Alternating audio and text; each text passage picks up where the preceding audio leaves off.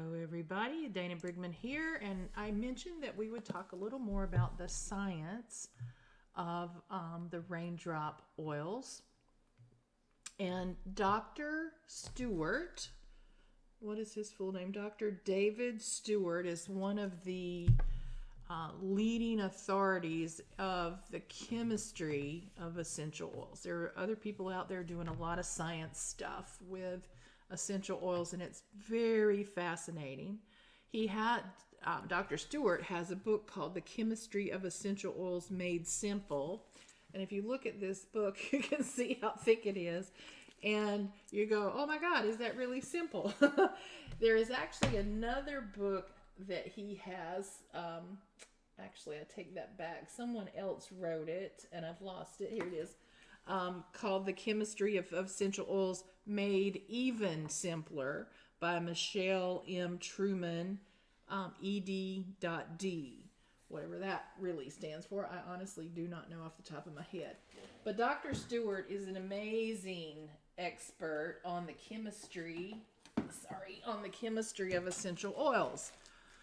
And I just want to share with you from his book and from the other book called The Chemistry of Essential Oils Made Even Simpler, kind of what we are looking at. So what I am about to say to you is for educational purposes only. I am not claiming to be the authoritative figure on any of this, nor am I telling you that anything will offer you diagnosis, treatment, prevention, or cures for anything. We are not doing that.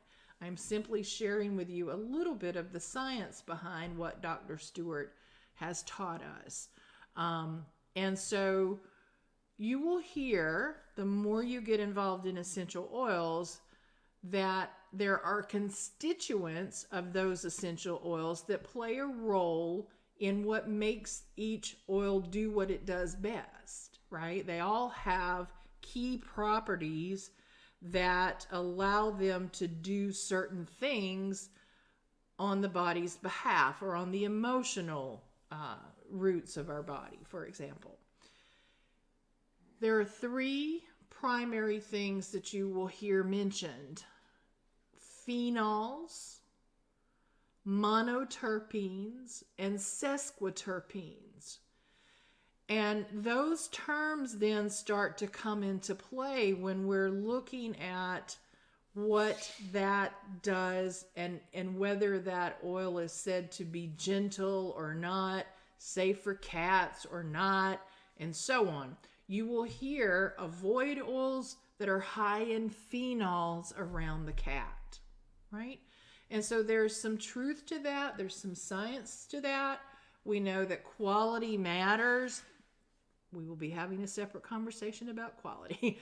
But all of these things are the key constituents that allow the essential oils to have some unique properties in and of themselves and where they function and how they function.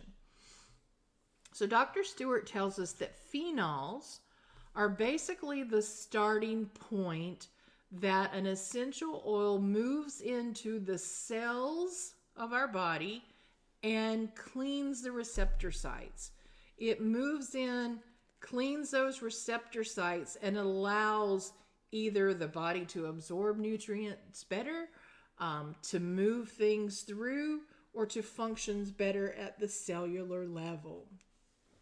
Sesquiterpenes can then move into those receptor sites after they have been cleaned and start to delete bad information that may be stored there. That may be the indicators of some disease, right? Now, these are Dr. Stewart's words, not Dana Brigman's. But I found this really fascinating when I started to learn about essential oils.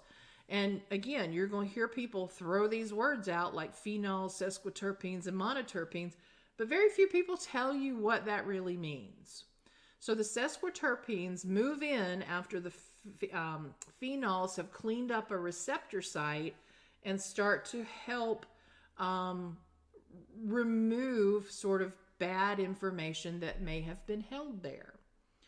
The monoterpenes are then what moves in and puts in new information. It basically is said to restore or awaken the correct information that should be at that cellular level. When we look at this, Dr. Stewart calls this PMS, phenols, monoterpenes, sesquiterpenes, PMS. And it's that this theory of using essential oils that have this PMS alignment and that they work together allows the body to know what to do with those essential oils, where in the body that essential oil may be needed, and how to help the body use the things available to it now to start to improve wellness, to start to heal itself, right? So it's pretty fascinating stuff. This can take a lot of time. Some of us may see some pretty significant results right away, and some of us may see that there is work that needs to happen over a longer period of time. So how does this relate to the raindrop oils? Well, they fit into this PMS theory, right? This PMS. There are oils that are high in phenols, oils that are high in monoterpenes, oils that are high in sesquiterpenes, and they're brought into the technique in a very specific order. Remember, we talked about phenols going in, cleaning, sesquiterpenes, getting rid of some bad information, and monoterpenes going in and putting some good stuff in, right?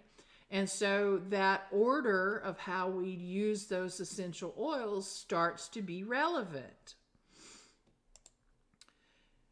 I'm just going to share very briefly with you the numbers that Dr. Stewart mentioned in his books about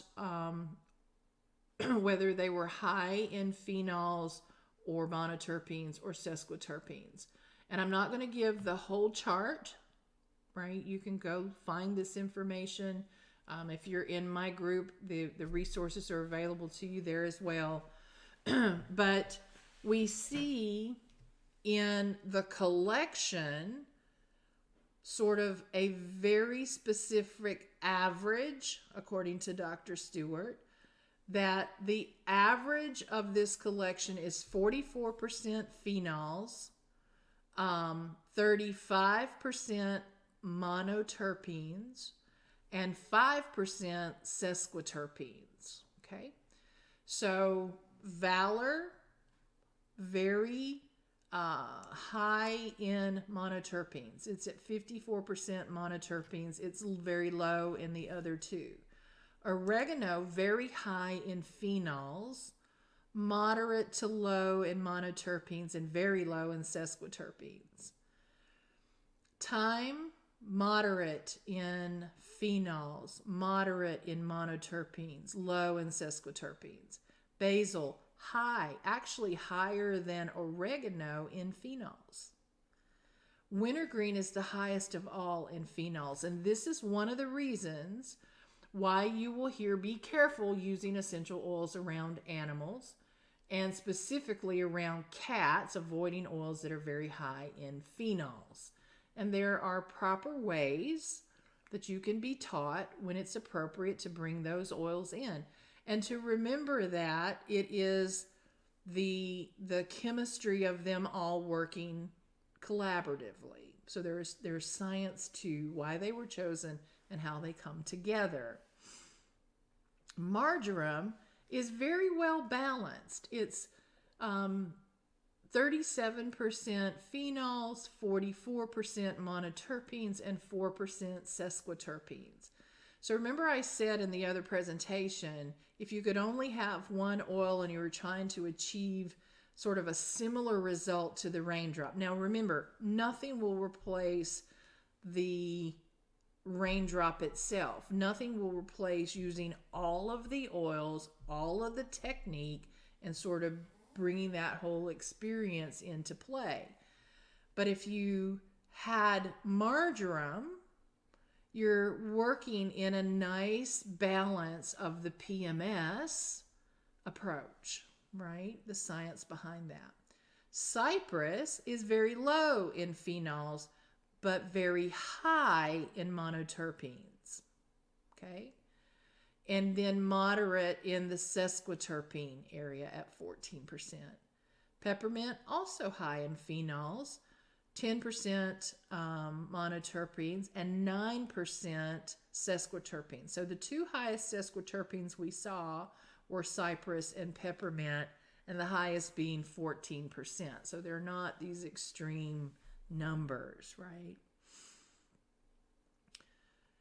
Again, it is the science of this and having the elements that touch into each of those PMS areas, this phenol, monoterpene, sesquiterpene area, the science of having oils that do that work. They are layered together, right? We use one oil at a time, but the layering of each on top of the next, there is science and benefit to that.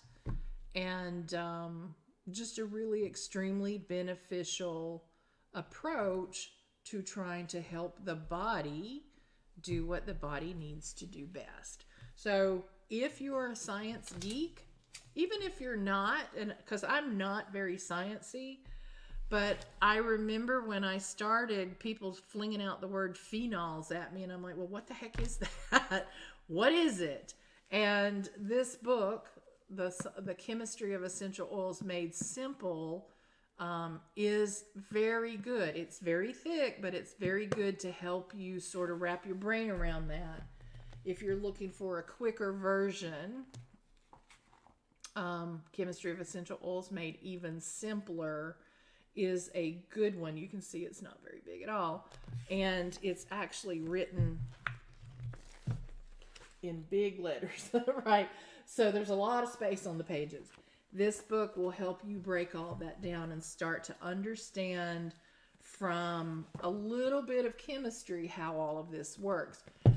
To use essential oils, even if you wanted to become a business builder with essential oils and helping to educate others, it is not something that you have to have this level of knowledge, or certainly Dr. Stewart's.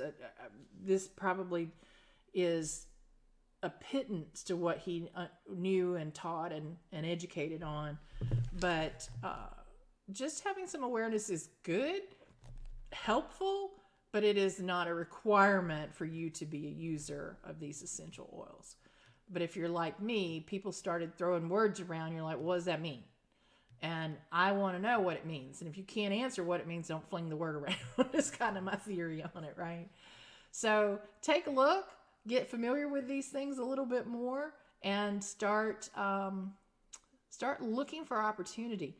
I think the Raindrop is absolutely amazing. So I went off and got certified in being able to do that for animals so that I understood more about why it works, how it works, what happens when we use these essential oils and these releases that we're talking about, and how to help people then leverage what the body presents back to us as things that we can look to support further, right? And how we help the body by giving it more of what it needs to bring itself back into balance and optimal health. We call what we're trying to do staying above the wellness line. So we really don't talk about disease. We don't talk about curing anything or preventing anything or even treating something, right? We don't talk about that because we are not medical professionals. But there are clues and there are indicators and there are things that we have learned and understand that will help the body do its best work itself using these tools, these little bottles of amazing things that help each system of the body do what it needs to do best. So consider the Raindrop. Consider getting yourself a Raindrop kit and trying it, and see what amazing results it can bring to you, your pets, and your entire family.